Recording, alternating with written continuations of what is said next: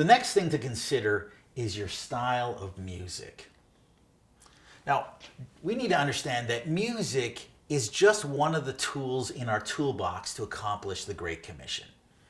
And music is always going to be culturally relative and time sensitive. So culturally relative, music that works really well in one area may not work well in another. In one nation compared to another, in the city compared to the town, one culture, one people group to another. But it's also time sensitive that music isn't always relevant in one era to another.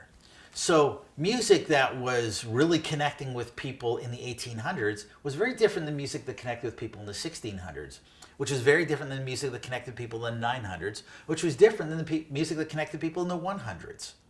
So music is always going to be culturally relative and is always going to be time sensitive.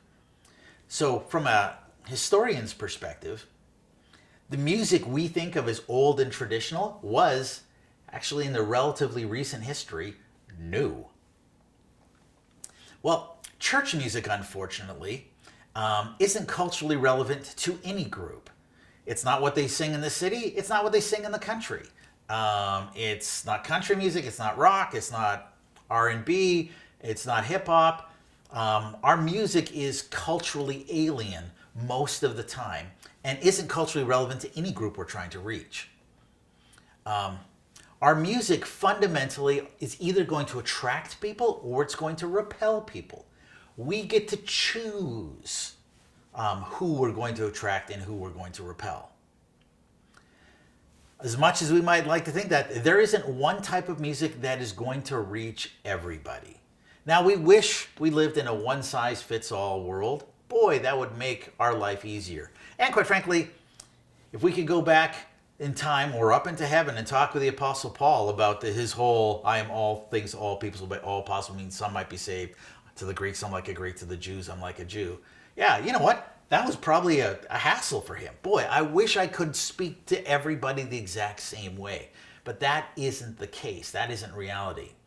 And there is no one type of music that is going to connect with everybody. And mixing styles, that's not going to please anyone. Now, we think, oh, well, you know, since there's not one style that's going to reach everybody, we're just going to do all the styles. Well, what that does is kind of like a radio station that plays country music and rap. You're not actually making both groups happy. You're making nobody happy. So pick who your primary target is. Now, obviously at your youth group, your primary target is going to be young people.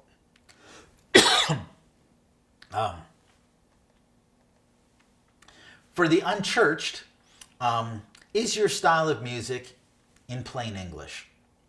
So again, this is a lyrical thing. Can they understand it? Is it like what they hear on the radio? So what I'm talking about is cultural relevance.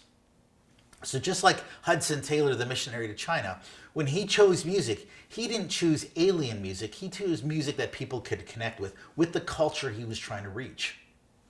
You need to understand that your church is a missionary endeavor to your neighborhood. Are you doing music according to the people you're trying to reach, stylistically? Is your music too long? Now, if you're a seasoned worshiper, you could probably worship for 2, 3, maybe even 4 hours in a row.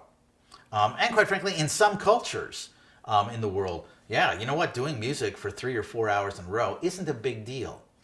But in the North American context, an unchurched person can come in and they can enjoy a whole bunch of songs they've never heard before for probably about 20 minutes, maybe 25.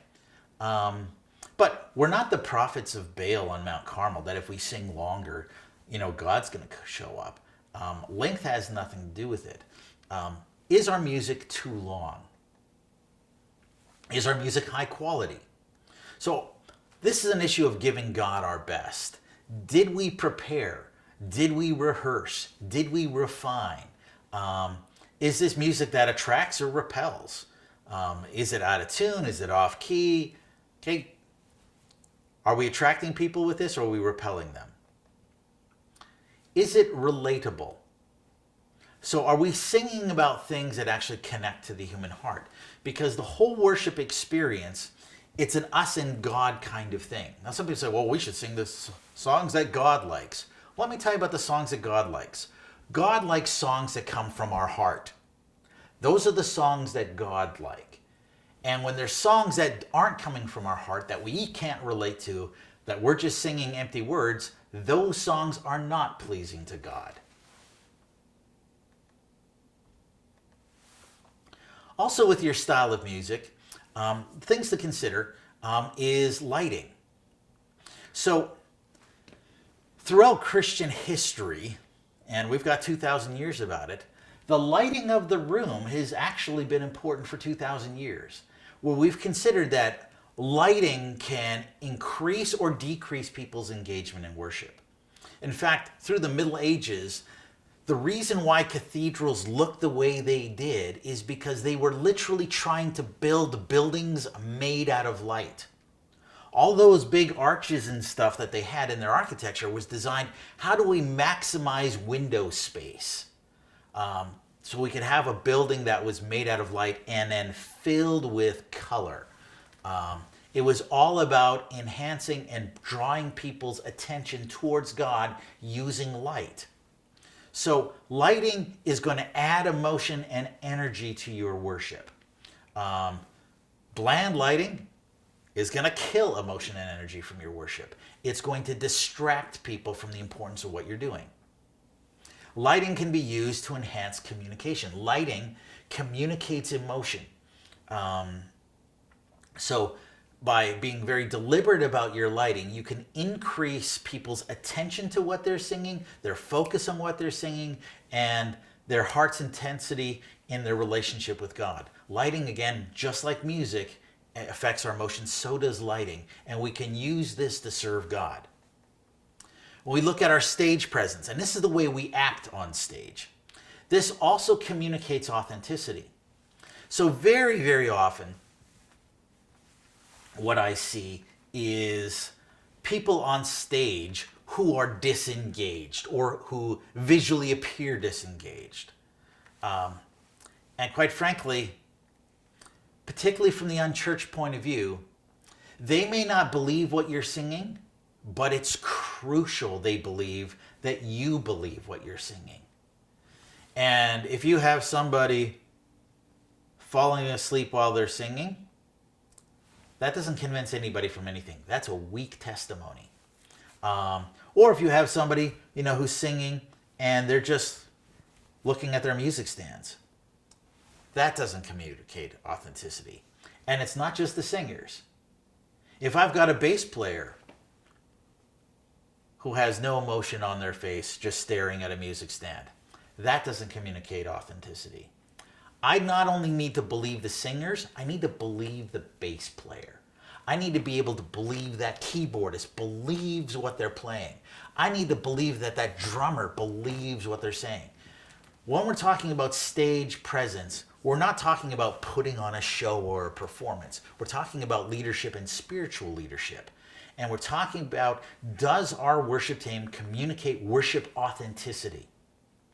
Now, this is a subtle effect, but when we are legitimately engaged in worship on stage, we give subtle but powerful permission for the people to legitimately engage in worship in the chairs.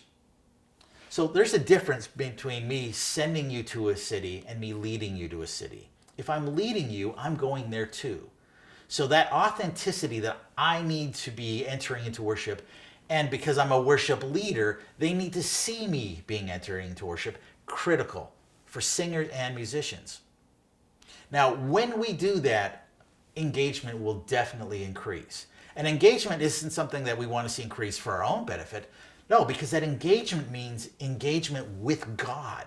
That's why we're doing this in the first place. We want to maximize that.